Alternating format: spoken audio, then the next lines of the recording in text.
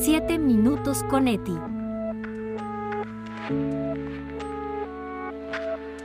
Un podcast que reflexiona la vida de una extraordinaria mujer.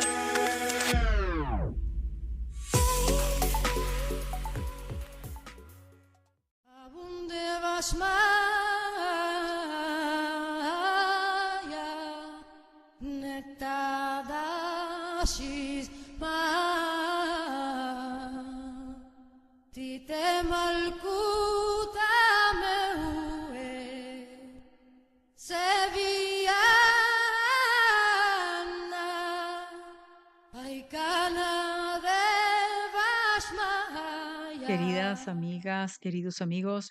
es un gusto volvernos a encontrar. Esta vez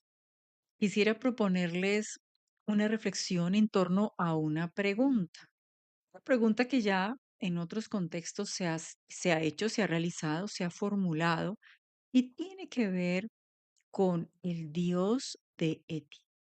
¿Cuál es el Dios que Eti descubrió tras su proceso de interioridad, tras su proceso en contacto con el psicoanálisis, por ejemplo, tras su proceso en contacto con la literatura rusa o con la lectura de algunos textos de autores cristianos también? ¿Cuál es el Dios que emerge de la experiencia de Eti? Podemos afirmar de alguna manera que se trata del Dios judío, del Dios cristiano. ¿Cuáles son esos rasgos de Dios, del Dios de Eti? Me parece que es una pregunta que,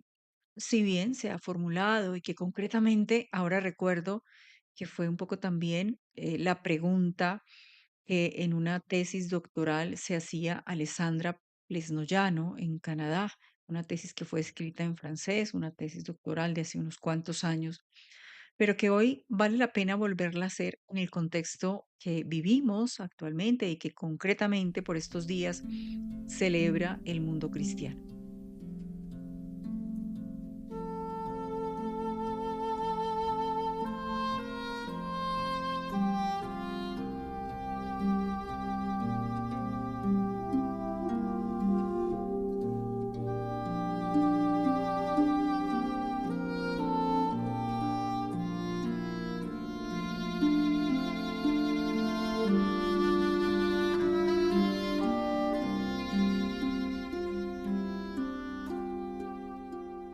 Pues en efecto, Eti es una mujer que ha sido muy leída en el ámbito cristiano y a veces, de pronto, indebidamente ubicada como una mujer muy asimilable al cristianismo. Y yo quiero decirles que tal vez no podemos ser tan optimistas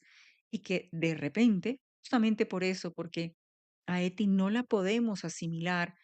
con el cristianismo o tampoco con el judaísmo,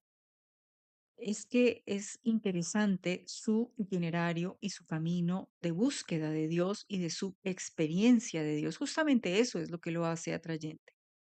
Yo creería que si bien en Eti Hilesum aparece en escena el Dios de los cristianos y que de alguna manera su búsqueda y sus hallazgos están inspiradas en ese Dios, precisamente porque Julius Speer, su terapeuta, le regaló textos cristianos, la Biblia, en concreto ella lee mucho los evangelios, a San Pablo, y también tuvo en sus manos a San Agustín, el texto de las confesiones, con esa profundidad, y también las obras del maestro Eckhart. Todo ello, pues, nos da cuenta de una riqueza que desde el cristianismo fue nutriendo la experiencia personal de Eti en su proceso, pero no olvidemos que también en su haber de lecturas se encontraban como preferidas los autores rusos como Tolstoy, como Dostoyevsky, o quizás el poeta austriaco Rilke, ese poeta famoso por ser el poeta de la interioridad, ese profeta que nos ayuda a escarbar de alguna manera distinta en la trascendencia y que a Eti en particular le enseñó el regalo de la paciencia, ¿no?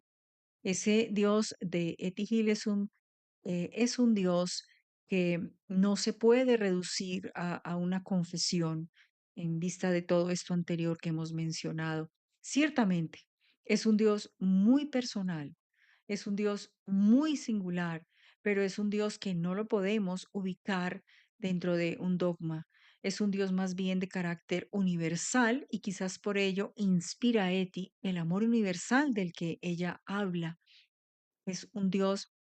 que más allá de ser un intelectual erudito, no lo era para Eti, es un Dios más bien que recoge